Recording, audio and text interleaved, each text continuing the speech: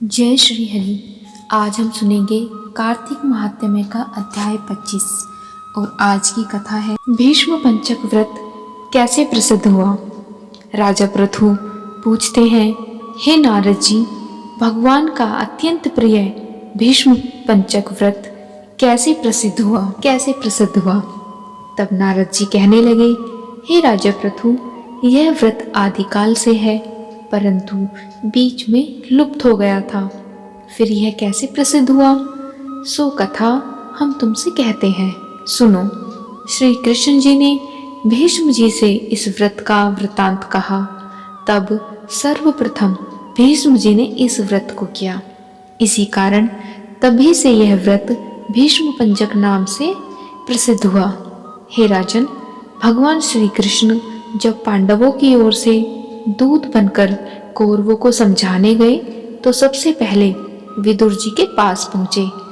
विदुर जी ने उनका अत्यंत आदर सत्कार किया। फिर श्री कृष्ण भीष्म जी के पास गए। वहां जाकर कुशल क्षेम पूछने के बाद श्री कृष्ण जी ने अपने आने का संपूर्ण वृतांत भीष्म जी से कहा। तब भीष्म जी कहने लगे, हे भगवान, त्रिलोकीनाथ होते हुए आप पांडवों की ओर से ही दूत बनकर क्यों आए। तब श्री कृष्ण जी हंसकर बोले, हे गंगा पुत्र, यद्यपि यह अत्यंत गुप्त वार्ता है, फिर भी मैं तुमसे कहता हूँ। उन्होंने एक ऐसा व्रत किया है जो मुझको अत्यंत प्रिय है, इसीलिए मैं उनके वशीभूत हूँ। अब मैं उसका वृतांत तुमसे कहता हूँ, ध्यान से सुनो। पूर्व काल में उज्जैन नगरी में 5 ब्राह्मण कवि, शुचि, दृढ़, दंत और हंस नाम वाले निवास करते थे। तीनों ही वेदों को जानने वाले, रूपवान, युवावस्था को प्राप्त, गंधर्व विद्या में अति प्रवीण थे। वे अनेक देशों में घूमते फिरते तथा अपनी गान विद्या का प्रदर्शन करके खूब द्रव्य प्राप्त किया करते थे। एक समय वह मथुरापुरी में सुवीर नाम वाले राजा के पास आए। संगीत कला में निपुण होने के कारण उन्होंने राजसभा में जाने की इच्छा प्रकट की।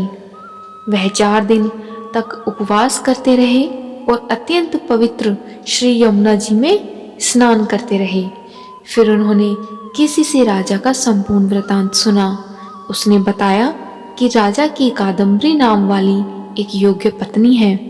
वह संगीत विद्या में निपुण, राग तथा कंठ में अत्यंत प्रवीण, नाचने में दक्ष तथा रूप यौवन में अद्वितीय सुंदरी है। वह प्रतिदिन एकांत में राजा के सामने नृत्य करती है और गाती है। ऐसा सुनकर वे राजा के यहाँ पहुँच गए। राजा ने उन 5 को बुलाया। वहां पहुंचकर उन्होंने राजा को आशीर्वाद दिया और बैठ गए।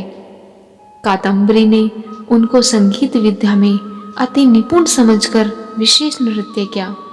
जब उसने चक्र में ताल दिया तो उन ब्राह्मणों ने उसको रोक दिया। उसने चक्र छोड़ यथा योग्य ताल दिया, मगर चक्र खंडित नहीं किया। इस पर कादम्बरी का रूप और गुण देखकर वह 5 उस पर मोहित हो गए। कादम्बरी भी 5 को देखकर उन पर मोहित हो गई। उसने रात्रि को चोरी छिपे ब्राह्मणों के पास अपनी एक सखी के हाथ यह संदेश भेजा कि 5 में से एक प्रतिदिन नगरी से दूर उत्तरी कोण में यमुना तट के समीप जन शून्य लताओं से ढका हुआ अनंत नामक तीर्थ है। वहां पर मेरे पास आकर अपनी अपनी विद्या तथा गुण का प्रदर्शन करो। मैं भी वीणा तथा राग की अपनी कुशलता दिखाऊंगी। भगवान कहते हैं, हे भीष्म जी, एक ब्रह्मचारी जो मेरा भक्त था, दुष्ट संगीत के भय से गांव से अति दूर वहां रहता था। उन दिनों वह भीष्म पंचक व्रत करता हुआ देवालय में पूजन करता था। कार्तिक शुक्ला एकादशी के दिन उन संगीतज्ञ ब्राह्मणों में से कवि नाम वाला ब्राह्मण वहां पर आया। कादम्बरी भी मुनि के उस स्थान पर पहुंच गई। वहां मुनि ने जिस प्रकार पूजा की उस कवि नामक ब्राह्मण ने भी उसी प्रकार भगवान का पूजन किया।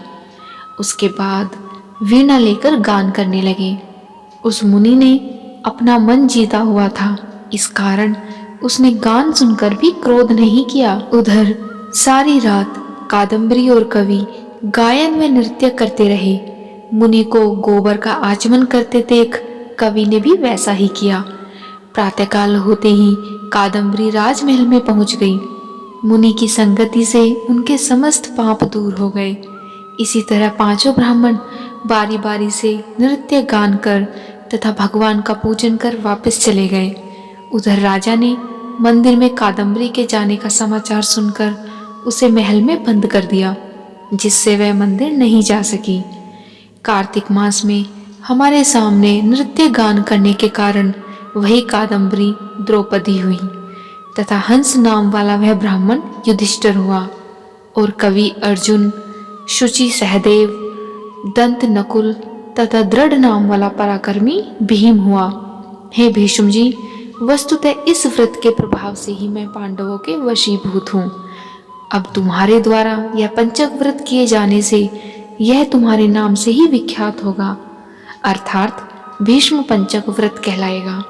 इस व्रत के अंत में ब्राह्मणों को भोजन कराकर यथाशक्ति दान और दक्षिणा देनी चाहिए।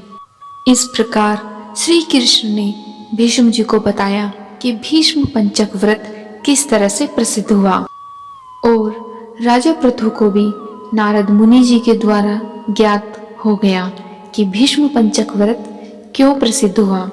तो आज का कार्तिक महात्म्य का 25वां अध्याय यहीं पर समाप्त होता है।